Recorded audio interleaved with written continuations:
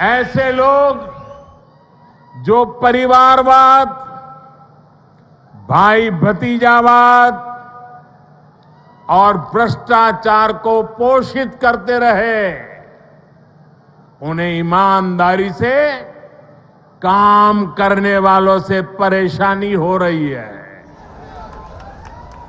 ऐसे लोगों को देश के हित से, समाज के भले से कोई लेना देना नहीं है। ये लोग सिर्फ और सिर्फ अपने कुनबे को फलता फूलता देखना पसंद करते हैं। हर प्रोजेक्ट में, हर इन्वेस्टमेंट में ये लोग अपने परिवार का स्वार्थ देखते हैं। तेलंगाना को ऐसे लोगों से बहुत सतर्क रहना जरूरी है।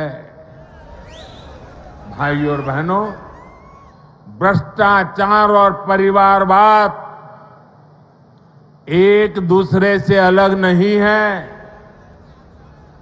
जहां परिवारवाद और भाई भतीजावाद होता है, वहीं से हर प्रकार का करप्शन फलना फूलना शुरू हो जाता है।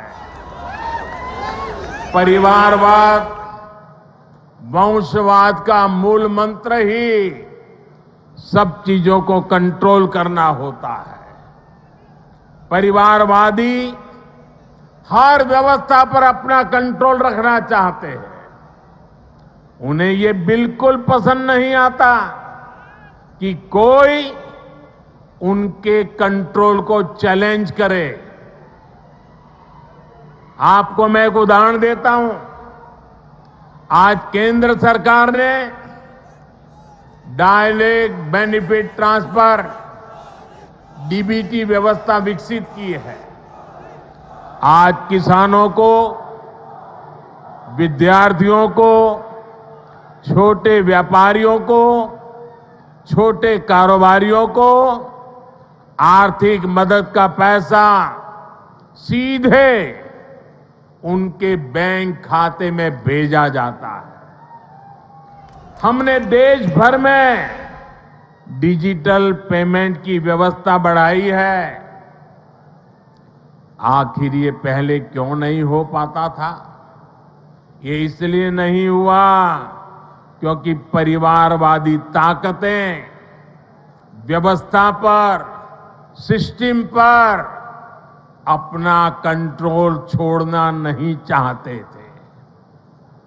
किस लाभार्थी को क्या लाभ मिले, कितना मिले, इसका नियंत्रण ये परिवारवादी अपने पास रखना चाहते हैं। इससे इनके तीन मतलब सत्य थे। एक, इनके ही परिवार की जय जयकार होती रहे। दूसरा, करप्शन का पैसा इनके परिवार के पास ही आता रहे। और तीसरा, जो पैसे गरीब के लिए भेजे जाते हैं, वो पैसे इनके भ्रष्ट इकोसिस्टम के अंदर बांटने के काम आ जाए। आज मोदी ने भ्रष्टाचार की इसलिए जड़ पर प्रहार कर दिया है। मुझे तेलंगाना के भाई बहन बताइए, आप जवाब देंगे? आप जवाब देंगे? भ्रष्टाचार के खिलाफ लड़ना चाहिए कि नहीं लड़ना चाहिए? भ्रष्टाचारियों के खिलाफ लड़ना चाहिए कि नहीं चाहिए? देश को भ्रष्टाचार से मुक्त करना चाहिए कि नहीं करना चाहिए?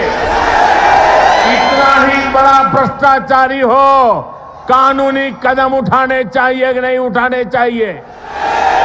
भ्रष्टाचारियों के खिलाफ कानून को काम करने देना चाहिए कि नहीं करने देना चाहिए? और इसलिए ये लोग तिल मिलाए हुए हैं, बौखलाहट में कुछ भी किए जा रहे हैं। कुछ दिन पहले तो ऐसे कई राजनीतिक दल को अदालत में चले गए, कोर्ट के पास पहुंच गए थे कि हमें सुरक्षा दो। ये हमारे भ्रष्टाचार की किताबें कोई खोले नहीं, कोर्ट के पास गए। कोर्ट ने वहां भी उनको झटका दे दिया और क्या वापस भेज दिया। भाई और बहनों, जब सबका साथ, सबका विकास की भावना से काम होता है तो सच्चे अर्थों में लोकतंत्र मजबूत होता है। तब वंचितों, शोषितों, पीड़ितों को वरीयता मिलती है। और यही तो बाबा साहब आम्बेडकर का सपना था, यही तो संविधान की सच्ची भावना है। जब 2014 में केंद्र सरकार परिवार तंत्र की बेड़ियों से मुक्त हुई तो क्या परिणाम आया, ये पूरा देश देख रहा है। बीते 9 वर्षों में देश की 11 करोड़ माताओं, बहनों, बेटियों को इज्जतघर टॉयलेट की सुविधा मिली है।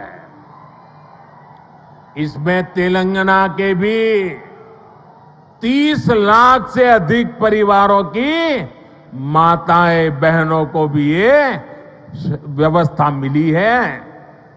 बीते 9 वर्षों में देश में 9 करोड़ से अधिक बहनों, बेटियों को उज्ज्वला का मुफ्त गैस कनेक्शन मिला है। तेलंगाना के 11 लाख से अधिक गरीब परिवारों को भी इसका लाभ मिला है। साथियों, परिवार तंत्र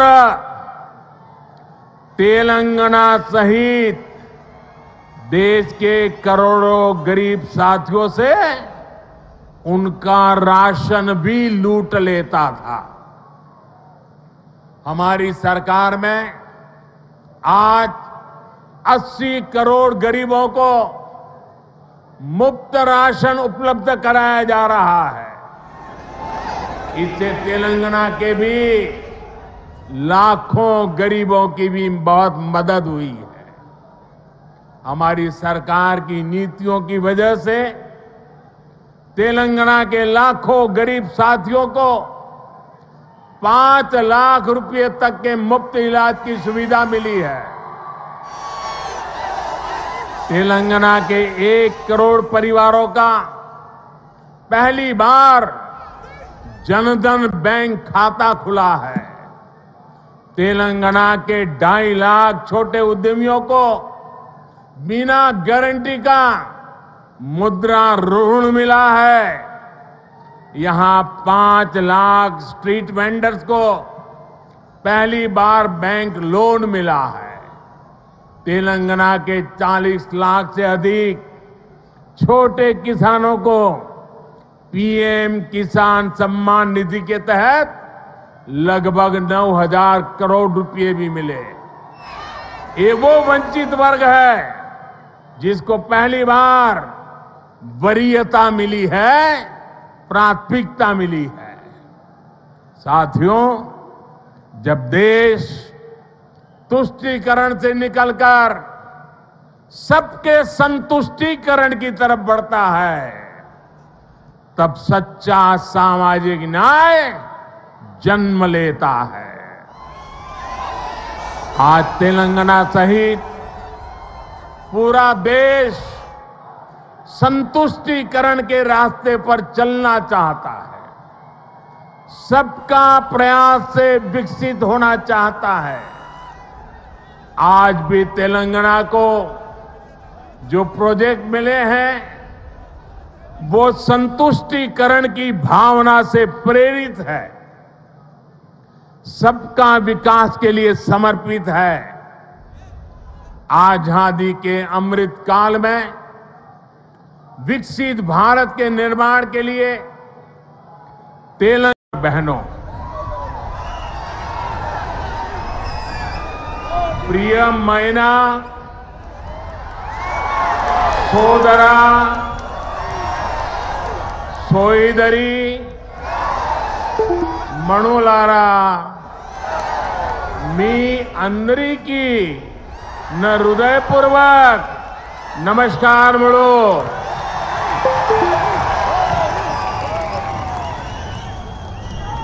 महान क्रांतिकारियों की धरती तेलंगाना को मेरा शत शत प्रणाम। आज मुझे तेलंगाना के विकास को और गति देने का पुनः सौभाग्य मिला। थोड़ी देर पहले ही तेलंगाना आंध्र प्रदेश को जोड़ने वाली एक और वंदे भारत ट्रेन को हरी झंडी दिखाई गई है। ये आधुनिक ट्रेन अब भाग्यलक्ष्मी मंदिर के शहर को भगवान श्री वेंकटेश्वर धाम तिरुपति से जोड़ेगी। यानी एक प्रकार से ये वंदे भारत एक्सप्रेस आस्था, आधुनिकता, टेक्नोलॉजी और टूरिज्म को कनेक्ट करने वाली है। इसके साथ ही आज यहां 11,000 करोड़ रुपए से अधिक के प्रोजेक्ट्स का लोकार्पण और शिलान्यास हुआ है। ये तेलंगाना की रेल और रोड कनेक्टिविटी से जुड़े प्रोजेक्ट्स हैं, हेल्थ इंफ्रास्ट्रक्चर से जुड़े प्रोजेक्ट्स हैं। मैं विकास के इन सभी प्रोजेक्ट्स के लिए आपको, तेलंगाना की जनता को बहुत बहुत बधाई देता हूं, शुभकामनाएं देता हूं। साथियों, तेलंगाना को अलग राज्य बने करीब करीब उतना ही समय हुआ है जितने दिन केंद्र में एनडीए की सरकार को हुए हैं। तेलंगाना के निर्माण में, तेलंगाना के गठन में जिन सामान्य नागरिकों ने, यहां की जनता जनार्दन ने योगदान दिया है, मैं आज फिर एक बार कोटि कोटि जनों को आदरपूर्वक नमन करता हूं। तेलंगाना के विकास को लेकर, तेलंगाना के लोगों के विकास को लेकर जो सपना आपने देखा था, तेलंगाना के नागरिकों ने देखा था, उसे पूरा करना केंद्र की एनडीए सरकार अपना कर्तव्य समझती है।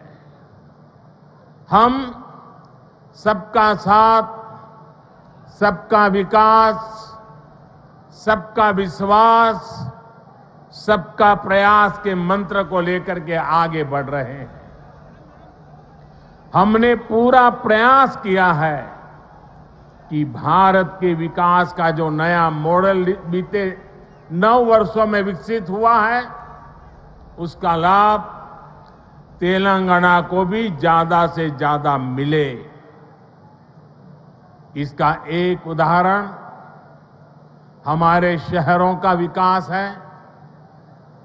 बीते 9 वर्षों में हैदराबाद में ही करीब 70 किलोमीटर का मेट्रो नेटवर्क बनाया गया है। Hyderabad multi modal transport system MMTS project पर भी इस दौरान तेजी से काम हुआ है। आज भी यहां 13 एमएमटीएस सर्विस शुरू हुई है। एमएमटीएस का तेजी से विस्तार हो, इसके लिए इस वर्ष के केंद्र सरकार के बजट में तेलंगाना के लिए 600 करोड़ रुपए रखे गए हैं।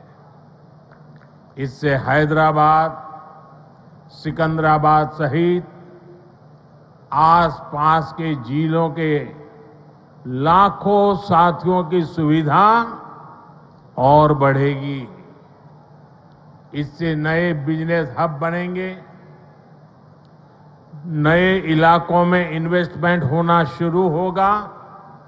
साथियों, 100 साल में आई सबसे बड़ी गंभीर महामारी और 2 देशों के युद्ध के बीच आज दुनिया भर की अर्थव्यवस्थाओं में बहुत तेज गति से उतार चढ़ाव हो रहा है।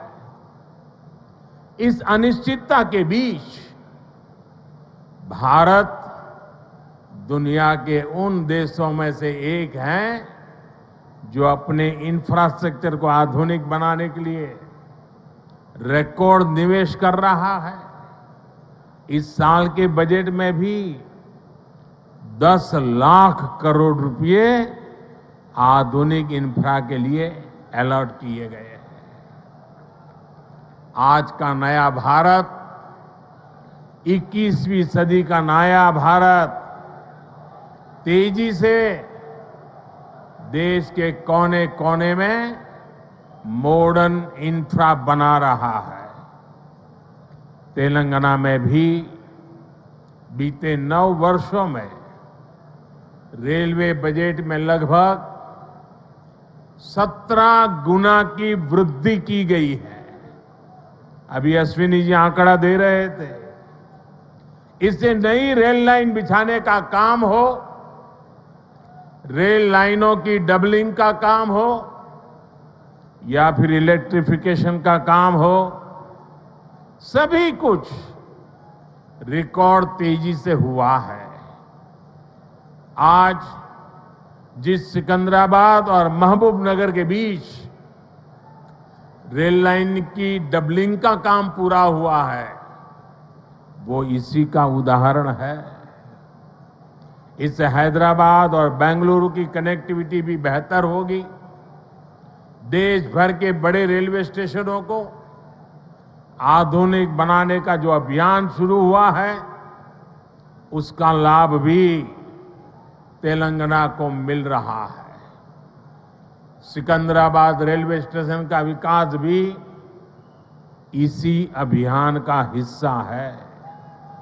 साथियों, रेलवे के साथ ही केंद्र सरकार द्वारा तेलंगाना में हाईवे का नेटवर्क भी तेज गति से विकसित किया जा रहा है।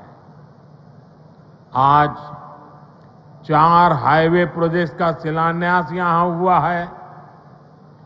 2300 करोड़ की लागत से अक्कलकोट कर्नूल सेक्शन को हो, 1300 करोड़ की लागत से महबूबनगर चिंचोली सेक्शन का काम हो, करीब 900 करोड़ रुपए की लागत से कलवाकुर्ती कोल्हापुर हाईवे का काम हो, 2700 करोड़ की लागत से खम्मम देवरापल्ली सेक्शन का काम हो।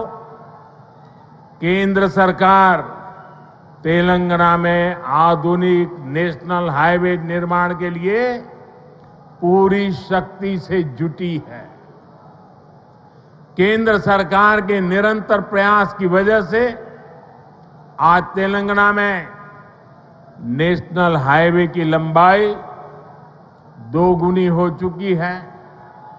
साल 2014 में जब तेलंगाना का निर्माण हुआ था, तब यहां 2500 किलोमीटर के आसपास नेशनल हाईवे थे। आज तेलंगाना में नेशनल हाईवे की लंबाई बढ़कर के 5,000 किलोमीटर पहुंच गई है। इन वर्षों में केंद्र सरकार ने तेलंगाना में नेशनल हाईवे बनाने के लिए करीब करीब 35,000 करोड़ रुपए खर्च किए हैं। इस समय भी तेलंगाना में 60,000 करोड़ रुपए के रोड प्रोजेक्ट्स पर काम चल रहा है। इसमें game changer Hyderabad ring road का प्रोजेक्ट भी शामिल है। साथियों, केंद्र सरकार तेलंगाना में इंडस्ट्री और खेती दोनों के विकास पर बल दे रही है। टेक्सटाइल ऐसा ही उद्योग है जो किसान को भी और मजदूर को भी दोनों को बल देता है। हमारी सरकार ने देश भर में 7 मेगा टेक्सटाइल पार्क बनाना तय किया है। इनमें से एक मेगा टेक्सटाइल पार्क तेलंगाना में भी बनेगा। इससे युवाओं के लिए नए रोजगार का निर्माण होगा।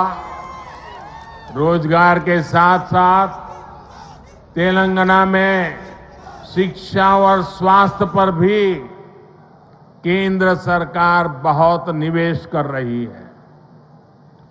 तेलंगाना को अपना एम्स देने का सौभाग्य हमारी सरकार को मिला है। एम्स बीबी नगर से जुड़ी अलग अलग सुविधाओं के लिए भी आज काम शुरू हुए हैं।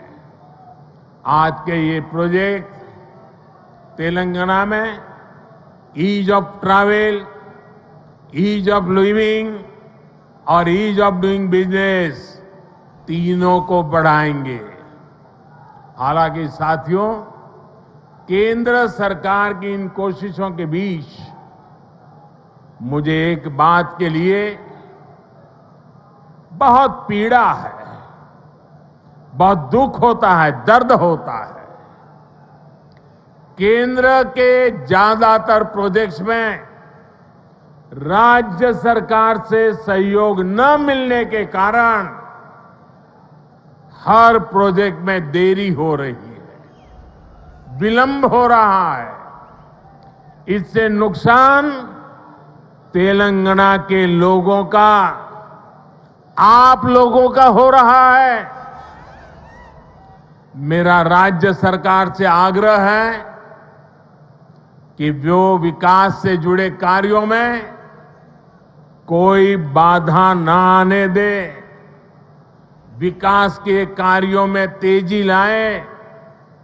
भाइयों और बहनों, आज के नए भारत में देशवासियों की आशाएं, आकांक्षाएं, उनके सपने पूरे करना हमारी सरकार की प्राथमिकता है।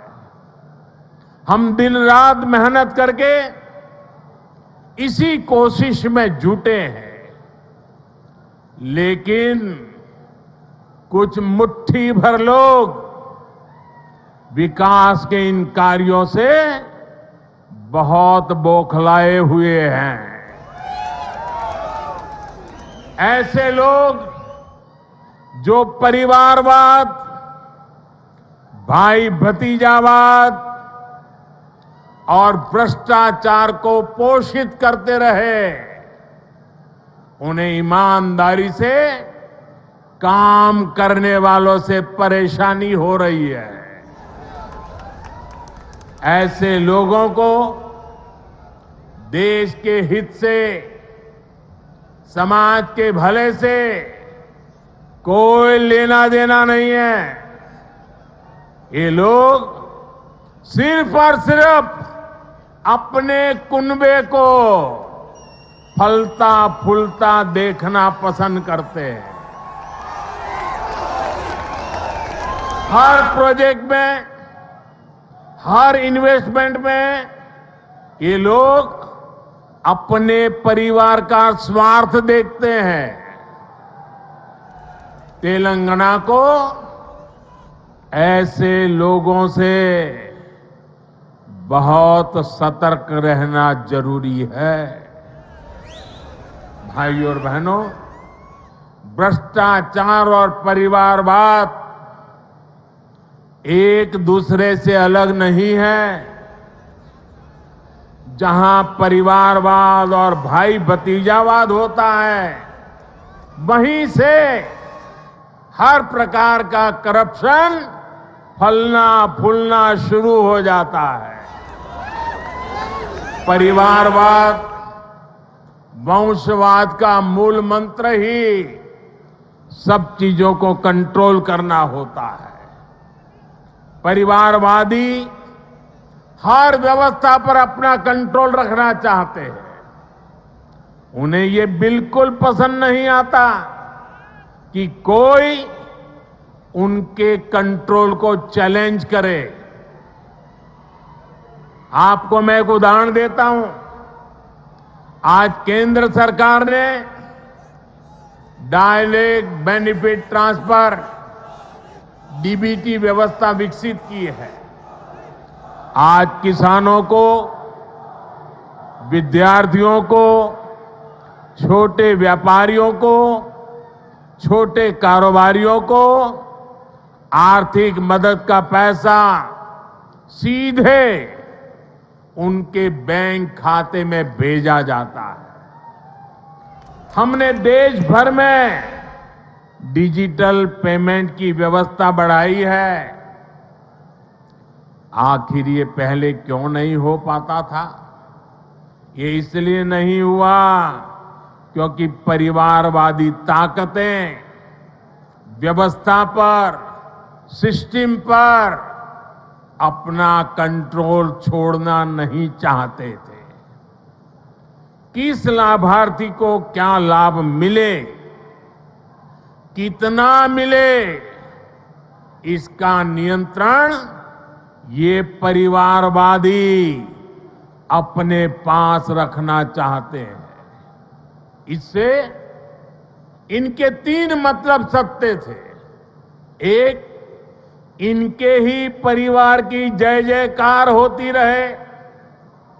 दूसरा, करप्शन का पैसा इनके परिवार के पास ही आता रहे। और तीसरा, जो पैसे गरीब के लिए भेजे जाते हैं, वो पैसे इनके भ्रष्ट इकोसिस्टम के अंदर बांटने के काम आ जाए।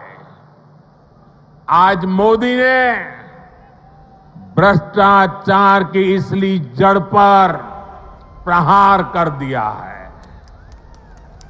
मुझे तेलंगाना के भाई बहन बताइए, आप जवाब देंगे?